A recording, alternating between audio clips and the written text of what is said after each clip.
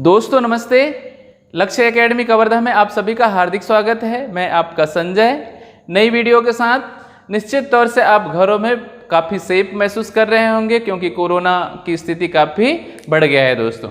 और घरों में क्या कर रहे होंगे, शिद्दत के साथ पढ़ाई कर रहे होंगे और हमारी जो वीडियो है उसको देख रहे होंगे निश्चित तौर से। और हम आज देखने वाले हैं नागरिकता से संबंधित भाग 2। क्या भाग 2 नागरिकता से संबंधित जो सेकंड श्रृंखला है उसको देखिए दोस्तों। हम जो है पूर्व क्लासेस में हमने देखा कि नागरिकता किस तरीके से 5 तरीके से अर्जित की जाती है। क्या जन्म के आधार पर, वंशानुक्रम के आधार पर, पंजीकरण के आधार पर, देशीकरण और क्या भूमि अधिग्रहण के आधार पर क्या कर सकते हैं, हम नागरिकता ग्रहण कर सकते हैं। साथ ही साथ हमने क्या किया, संवैधानिक जो प्रावधान है अनुच्छेद 5 से अनुच्छेद 11 तक का क्या करें, हम विस्तृत चर्चा कर चुके हैं। तो आइए देखते हैं क्या आज देखने वाले हैं नागरिकता से संबंधित सेकेंड पार्ट। क्या पार्ट सेकेंड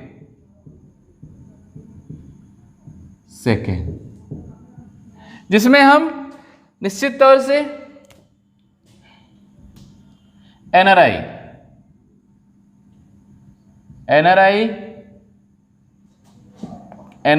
पीआईओ, ओसीआई,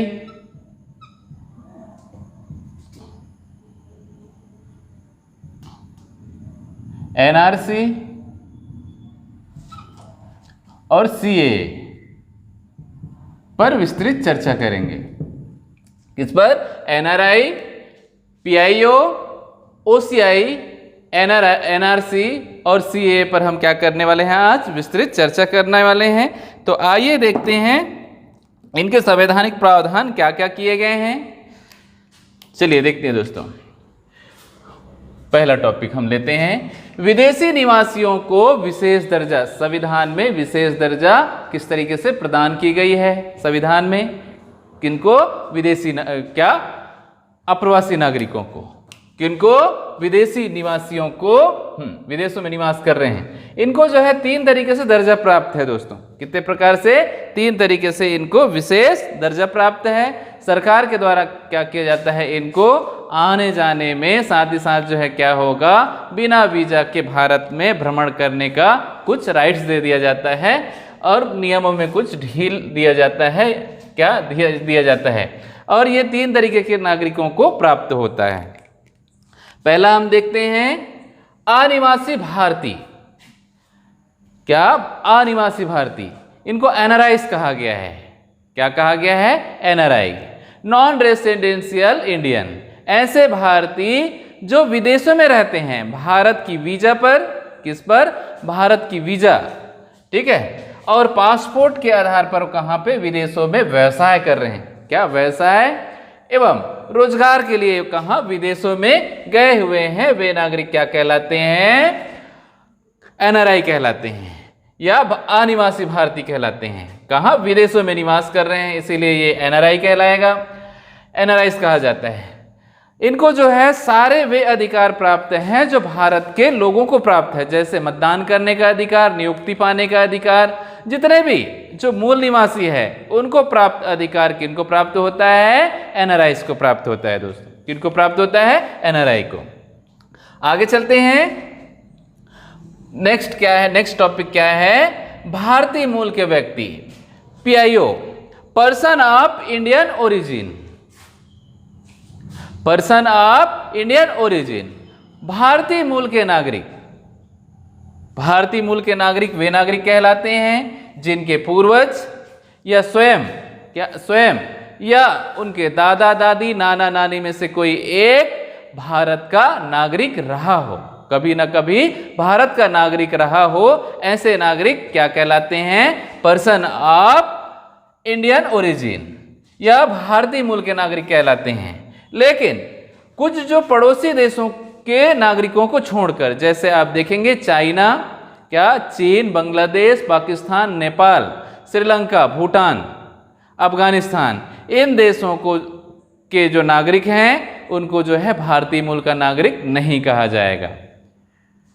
किनको? पाकिस्तान, बांग्लादेश, चीन, नेपाल, भूटान, अफगानिस्तान, श्रीलंका, म्यांमार, इन देशों के नागरिकों को छोड़कर जो अन्य देशों में क्या भारत के जो निवासी हैं, जो क्या पहले भारत में रहे हैं, उनके पूर्वज, दादा दादी आदि, उनके आधार पर उनको क्या कहा जाता है? भारतीय मूल के नागरिक कहा जाता है। नेक्स्ट देखते हैं दोस्तों, आगे चलते हैं। भारत के समुद्री पारी नागरिक या इनको ओसीआई, क्या ओसीआई कहा गया है? क्या कहा जाता है? ओसीआई कहा जाता है। Overseas citizen of India, overseas citizen of India, ऐसे नागरिक, क्या वे नागरिक जो आप देखेंगे क्या संविधान लागू होने के समय, किसके समय? भारत का संविधान लागू होने के समय भारत की नागरिकता या भारत के नागरिक अर्जन की योग्यता रखते हो या भारत का नागरिकता या निवासी होने की योग्यता रखते हो, शर्तें पूरी करती हो, ऐसे नागरिक क्या कहलाएंगे? ओसीआई। क्या कहलाते हैं? ओसीआई। सेकंड शर्त क्या है?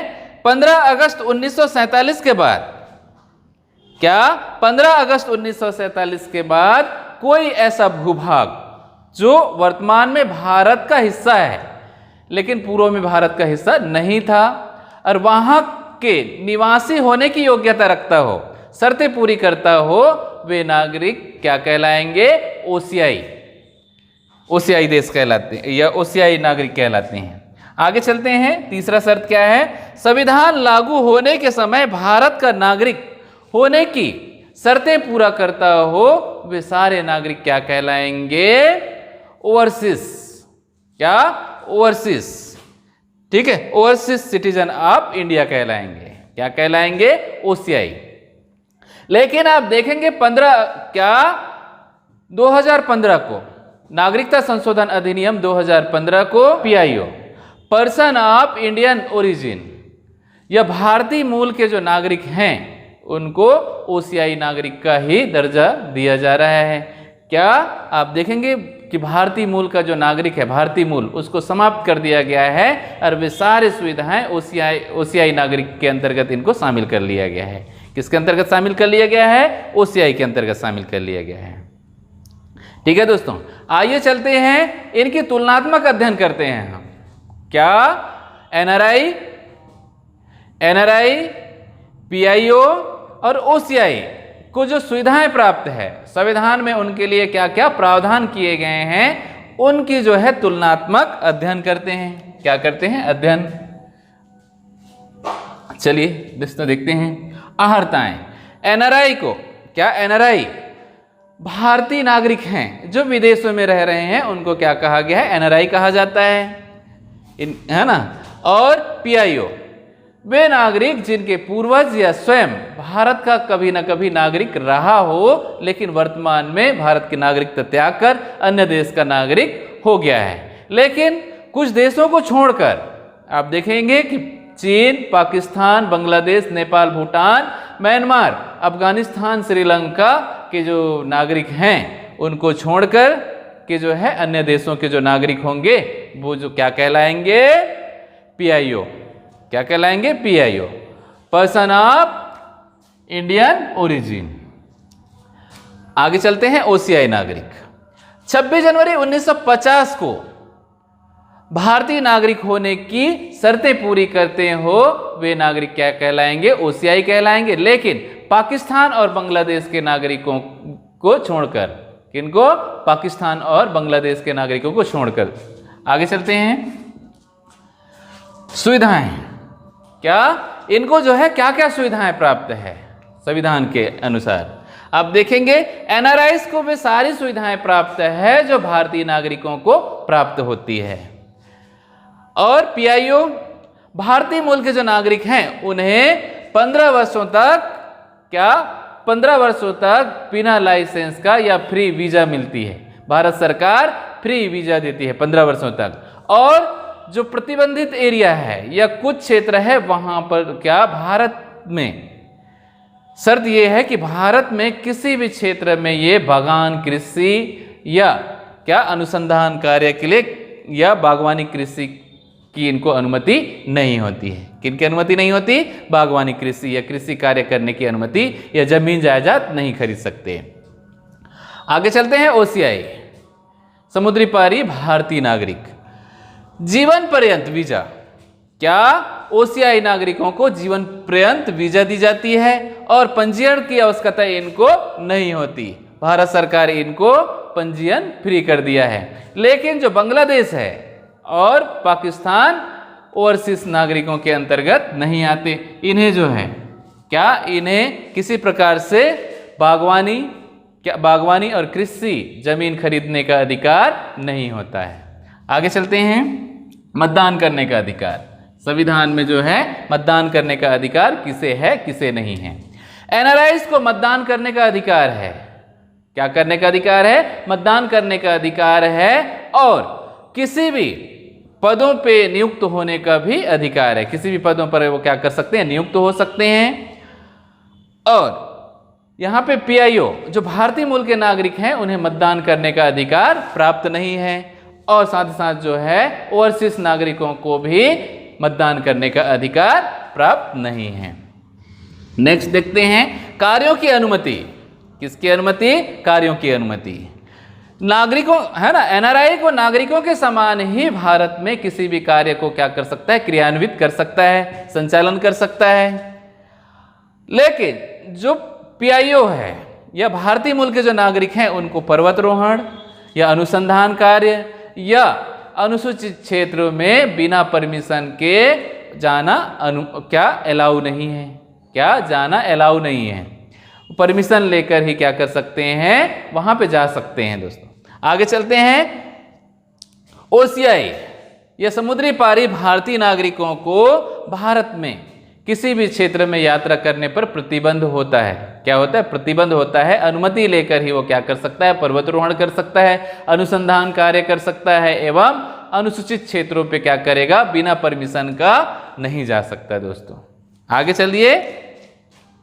खाता खोलने संबंधी अधिकार। खाता खोलने का अधिकार सभी को होता है। एनआरआई को भी होती है, पीआईओ को भी होती है, भारतीय मूल के नागरिकों को भी होती है, और समुद्री पारी भारतीय नागरिकों को भी खाता खोलने की परमिशन होती है। नागरिकता अर्जन करने की शर्तें कि ये अगर भारत की नागरिकता ग्रहण करना चाहते हैं तो इन्हें क्या क्या शर्तें पूरी करनी होगी, ये देखते हैं। एनआरआई तो ऑलरेडी क्या है? भारत का नागरिक है।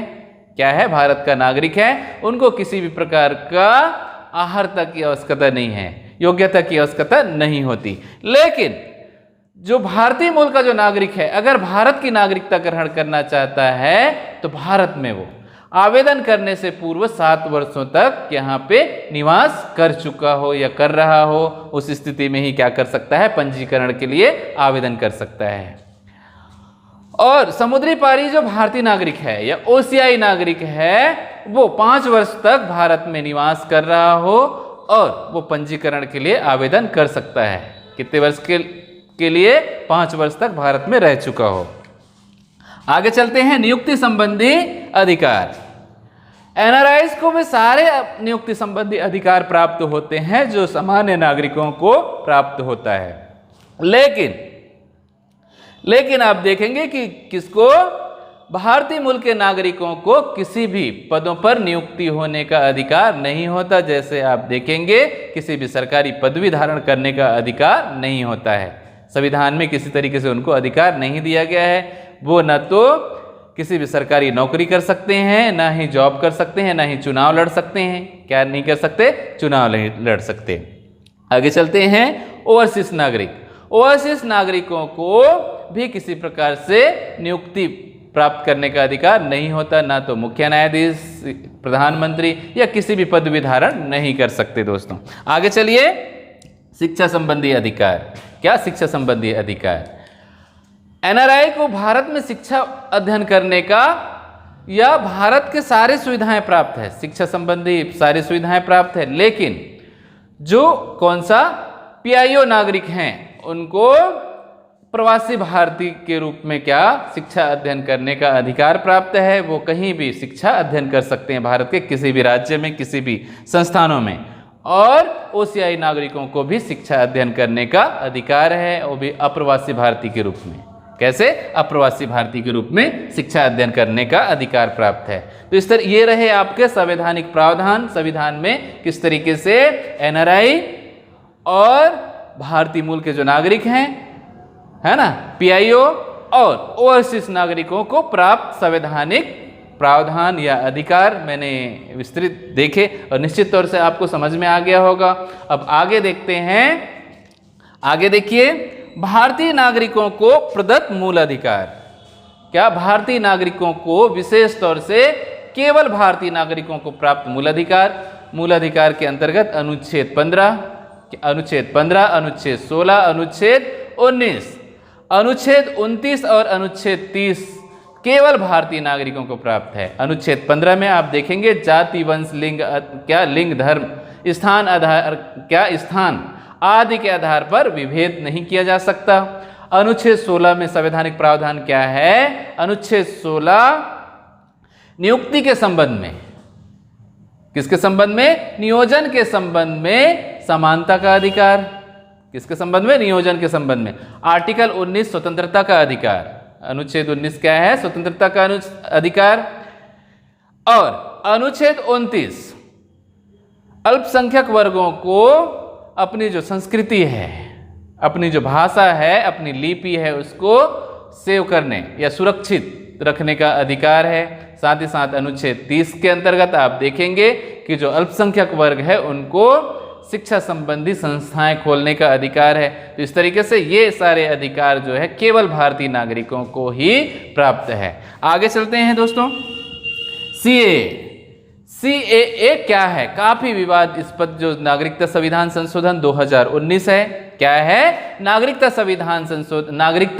संशोधन अधिनियम, या इसको क्या कह सकते हैं? सिटीजन, क्या? सीएए, सिटीजनशिप अमेंडमेंट एक्ट 2019 के तहत सीएए में कुछ क्या किया गया है? प्रावधान किया गया है। सीएए के तहत आप देखेंगे कि जो 3 देश, जो पड़ोसी देश हैं, बांग्लादेश, पाकिस्तान और अफगानिस्तान के जो 6 धर्मों के जो नागरिक हैं, जो धार्मिक आधार पर वहां पे प्रताड़ित हैं, उन्हें भारत में नागरिकता देने का प्रावधान किया गया है। और इसका जो डेडलाइन है, अप्रवासी, क्या? अप्रवासी नागरिक जो कहां से? बांग्लादेश, पाकिस्तान और अफगानिस्तान से 31 दिसंबर 2014 से पूर्व भारत में अप्रवासी भारतीय के रूप में रह रहे हैं, वे जो है क्या होंगे? अब अप्रवासी भारतीय नहीं कहलाएंगे। इनको जो है अपनी धार्मिक प्रताड़ना की वजह से वहां पे धर्म को बचा पाना संभव नहीं है, इसीलिए सरकार उनको क्या दे रही है? नागरिकता देने की बात कर रही है। नागरिकता देने का प्रावधान किया गया है, जिसमें आप 6 धर्मों को लिया गया है। हिंदू,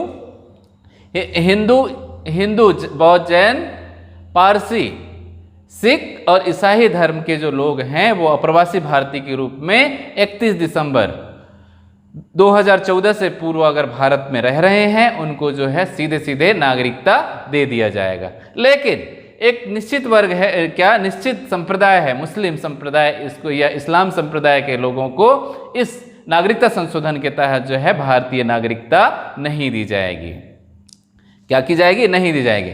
लेकिन जो सीएए है, क्या? सीएए है वो 6वीं अनुसूची, कौन से राज्य? 6वीं अनुसूची वाले जो राज्य हैं और इनर लाइन वाले जो राज्य हैं वहां पर लागू नहीं होगी।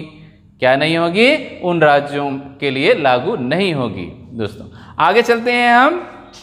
क्या? एनआरसी। एनआरसी जो है सीएए के बाद, किसके बाद? सीएए के बाद जो है ये क्या लाया गया? एनआरसी। एनआरसी क्या है? National register for citizenship.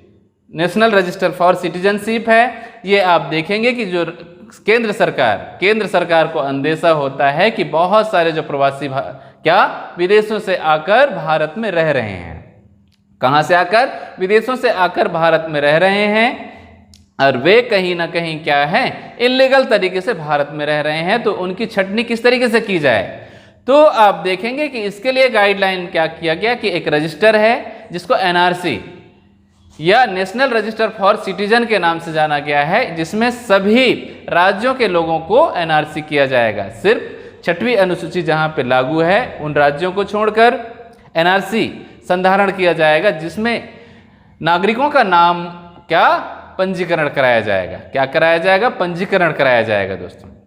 और पंजीकरण आप देखेंगे कि जो क्या होगा, अगर किसी नागरिक का जो है 24 मार्च 1971 से 71 से पूर्व भारत का नागरिक रहा है, उनके पास कोई प्रूफ डॉक्यूमेंट है या सरकारी दस्तावेज है, उसके आधार पर उनको लीगल रूप से नागरिकता माना जाएगा।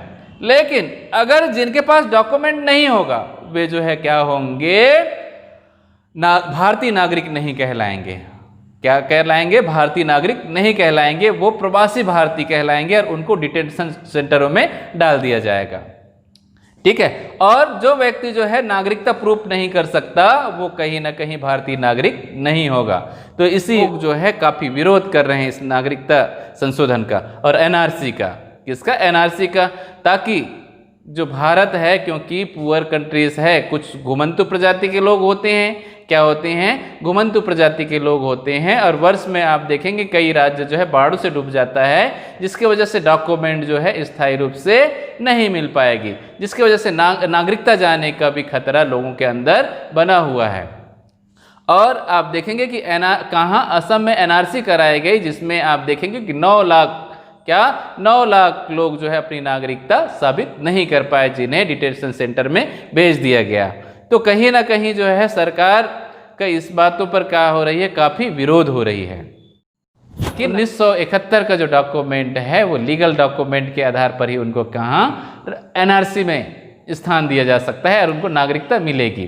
तो ये कहीं ना कहीं क्या है, विवाद की स्थिति बनी हुई है। इसीलिए क्या होगा, जगह जगह प्रोटेस्ट हो रही है। क्या हो रही है? प्रोटेस्ट हो रही है। लोगों का मानना है कि क्या बहुत बड़ी मात्रा में क्या होंगे, लोग बेघर होंगे, नागरिकता नहीं रहेंगे।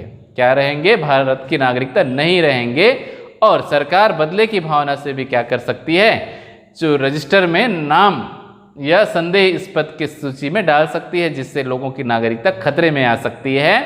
तो इस तरीके से जो है क्या है, एनआरसी का भी काफ़ी व्यापक रूप में क्या हो रहा है, भारत में विरोध हो रहा है दोस्तों। तो निश्चित तौर से आप इस वीडियो के बाद निश्चित तौर से समझ गए होंगे, क्या होंगे, समझ गए होंगे। और हमारी जो वीडियो है उसको देखने के लिए थैंक यू सो मच। और लाइक, शेयर और सब्सक्राइब निश्चित तौर से कर दें, ताकि हम जो है और अच्छे से अच्छे वीडियो ला सकें दोस्तों। तो थैंक यू सो मच।